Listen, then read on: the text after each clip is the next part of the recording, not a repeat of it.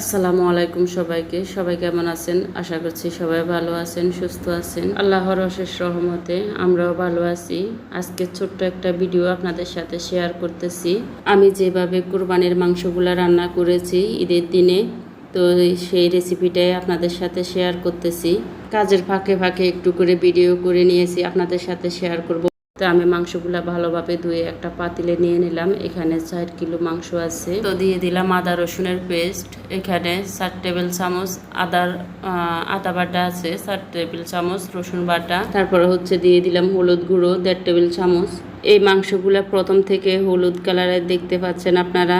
মাংসগুলা কাটার সময় কিন্তু ওনারা হলুদ গুঁড়ো দিয়ে কেটে নিয়েছে। আমাদের এলাকা তো মাংস কাটার সময় চালের গুঁড়া দিয়ে মাংস কাটে। বর্তমানে আমরা যেখানে আছি ওখানে ওনারা কুরবানির সময় হলুদ গুঁড়ো দিয়ে মাংসটা কাটে। বলে যে হলুদ গুঁড়ো দিয়ে নাকি মাংস কাটলে মাংসের কালারটা সুন্দর থাকে, রংটা সুন্দর থাকে। তো আমি দিয়ে দিলাম 1.5 টেবিল চামচ মরিচ গুঁড়ো, 2 চা চামচ ধনিয়া গুঁড়ো, 2 চা চামচ জিরার গুঁড়ো। আমি এখানে রাঁধুনি মাংসের মশলাটাও দিয়েছি, সেজন্য ধনিয়া জিরার গুঁড়োটা কম দিলাম পরিমাণে। রাঁধুনি মাংসের মশলাটা আমি অফ ক্যামেরা দিয়েছি, ভিডিও করতে ভুলে গিয়ে। এখন দিয়ে দেব গরম মশলা গুঁড়ো 1.5 চা চামচ। গরম মশলা গুঁড়ো বেশি দেব না, কারণ গোটা গরম মশলাও দিব আমি এখানে। তো এখানে আমি কিছু গোটা গরম মশলা নিয়ে নিলাম। আছে দারুচিনি, লবঙ্গ, গোলমরিচ, তারপরে সাদা এলাচ, কালো এলাচ, স্টারনেস, তেজপাতা, সবগুলা দিয়ে দিলাম। এখন দিয়ে দিচ্ছি বাদাম বাটা। এখানে প্রায় 3 টেবিল চামচের মতো বাদাম বাটা আছে, দিয়ে দিলাম।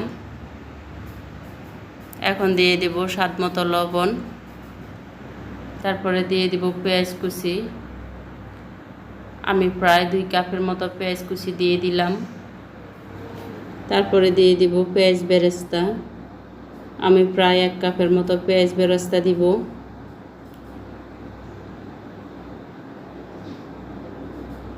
দিয়ে দিব টক দই।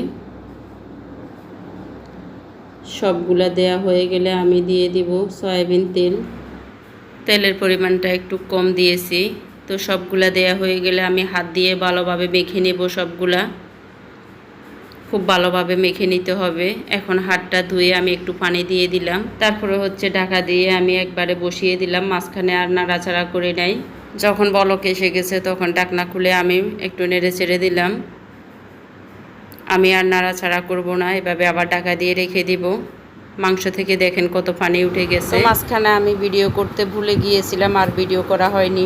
যেহেতু কোরবানি ঈদের দিন অনেক কাজ থাকে, তো আমি ভুলে গিয়েছিলাম ভিডিও করতে। এই যে অর্ধেক খাওয়া হয়ে গেছে রান্নার পরে, আর 2 কিলোর মতো ছিল। তো আমি তখন একটু করে ভিডিও করে নিয়েছি আমার মাংসগুলা রান্নার পর কেমন হয়েছে, সেজন্য একটু করে ভিডিও করে আপনাদেরকে দেখিয়ে দিলাম। মাংসগুলা কিন্তু খুবই মজা হয়েছিল। তো আমাদের ফ্যামিলিতে যেহেতু সদস্য কম, সেজন্য আমি কমই রান্না করেছিলাম মাংস। এখানে আমি কিছু কলিজা রান্না করতেছি।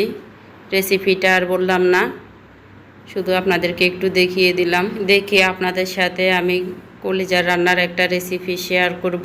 আমার ভিডিওটি যারা নতুন দেখছেন আমার চ্যানেলটা সাবস্ক্রাইব করে দিবেন। যারা ফেসবুক থেকে দেখছেন প্লিজ পেজটি ফলো করে দিবেন।